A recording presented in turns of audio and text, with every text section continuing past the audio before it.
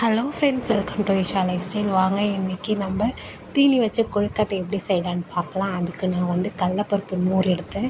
அதை 4 விசில் வச்சு எடுத்துக்கிட்டேன். அதை பார்த்திங்கன்னா வெறும் வானலில் வச்சு கொஞ்சம் ட்ரை பண்ணிவிட்டு அது கூட தேங்காய் 1/4 கிலோ வெல்லம் எடுத்தேன்.